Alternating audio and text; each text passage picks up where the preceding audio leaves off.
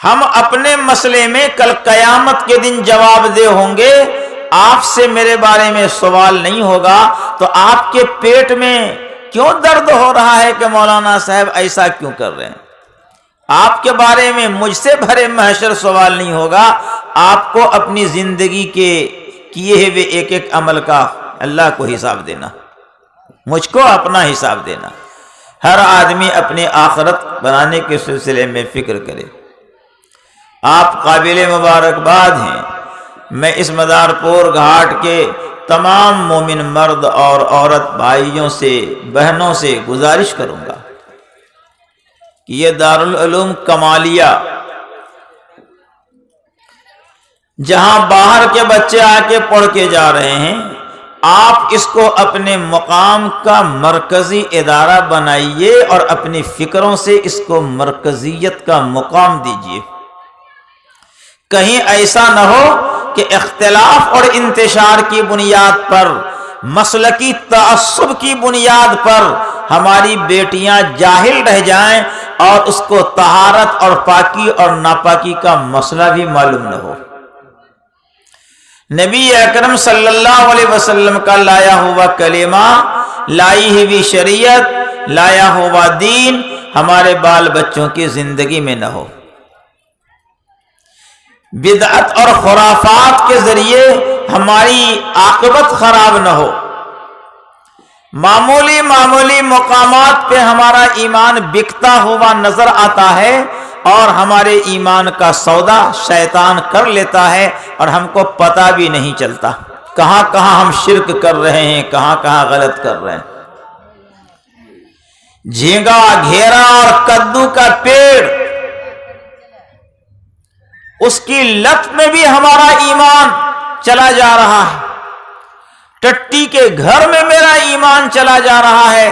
ٹٹی پہ مٹی لیپ دیا اور مٹی کے اوپر کارک اور چونا لگا دیا، اور کسی نے اپنے گھر کے اوپر جو ہے سوپ لٹکا دیا اور ایک آدمی مجسمہ بنا کر کے کھڑا کر دیا اور ہاتھ میں جھاڑو دے دیا ہے، ہاتھ میں لاٹھی پکڑا دیا ہے، سوپ پکڑا دیا ہے. کہیں کسی نے چپل ہاتھ میں لٹکا دیا ہے کہ اگر تم بری نظر میری طرف ڈالو گے تو اسی جوتا سے ماریں گے. ہم زندہ انسان آپ کو اپنے آنکھ سے نہیں بچا سکتے تو ایک مجسمہ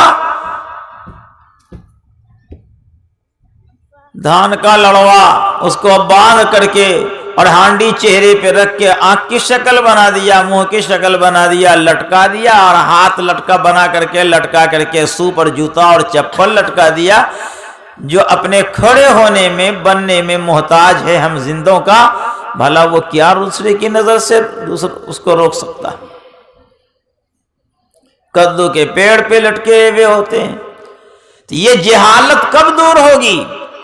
میں نے جوان بچیوں کو دیکھا ہے اور جوان لڑکوں کو دیکھا. میرا 27واں سال پورنیہ میں گزر رہا ہے. ہاسپٹل گراؤنڈ کے اندر جو عیدگاہ ہے جہاں پورنیہ کی کریم اور وی آئی پی لوگ عیدین کی نماز ادا کرتے، وہاں میں نماز پڑھایا کرتا ہوں. میں نے وہاں پہ مسلمان نوجوان کو دیکھا کہ 10 ہاتھ کی انگلی ہے اور ان انگلیوں کے اوپر التا لگا کر کے عید کی نماز پڑھنے آئے. علماء کرام موجود ہیں، ان علماء کرام سے پوچھئے کہ ناخن کے اوپر جب التا لگ جائے گا تو پانی ناخن کے اوپر نہیں پہنچے گا، جب نہیں پہنچے گا تو وضو نہیں ہوگا. سسرال جانے والی بچیوں کو بس پہ میں نے چلتے ہوئے دیکھا ہے.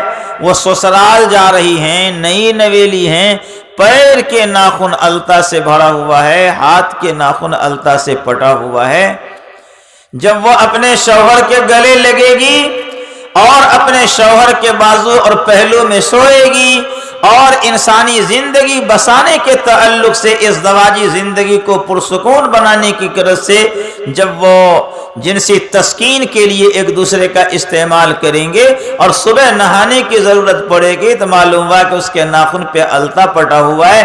100 مرتبہ بھی سمندر اور ندی نالے میں ہچکولا کھائے ڈبوئے وہ پاک نہیں ہوگی. علماء سے پوچھئے آخر ان مسئلوں کو ہماری بچیاں، ہماری بیٹیاں کہاں جانیں گی؟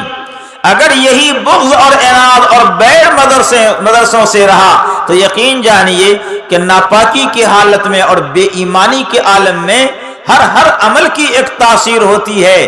ناپاکی بے ایمانی کی طرف لے جاتی ہے، بدعملی کی طرف لے جاتی ہے، اور انسان کی بدعملی بے ایمانی کے گھاٹ اٹار دیتی ہے.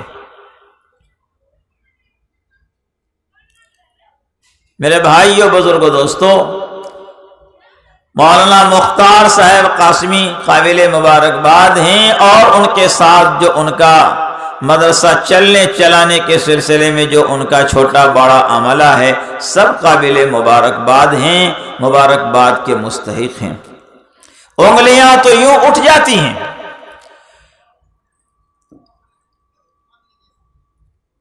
سراسر انگلی لوگ اٹھا دیتے ہیں، لیکن سینے کے اوپر ہاتھ رکھ کر شاید لوگ نہیں سوچتے کہ جس کی طرف میری انگلی اٹھ رہی ہے اس ادارے کو، اس آدمی کے تعلق سے ہم نے پورے سال میں کئی روپیہ دیا.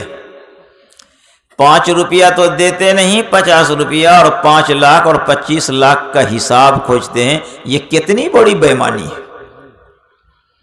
ویسا گردہ، ویسا جگر چاہیے، اور ویسی صداقت اور سچائی چاہیے. حضور اکرم صلی اللہ علیہ وسلم کی جانشینی علماء حاضر کو حاصل ہے.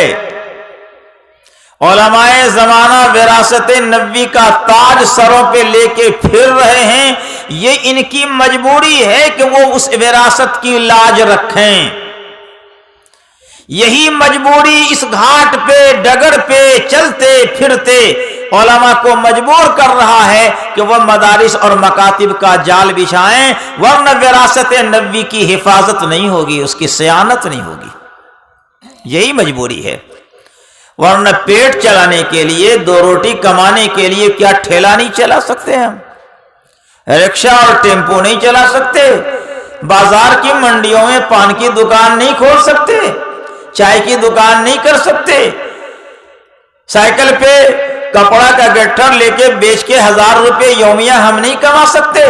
کمانے کا شعور ہے، کمانے کی قوت ہے، کمانے کی استعداد ہے. لیکن اگر سب یہی فکر کر لیں گے تو ویرانے میں جا کر کے کون مدرسہ کھولے گا؟ اس آبادی کے لوگ کیسے قرآن کریم پڑھیں گے؟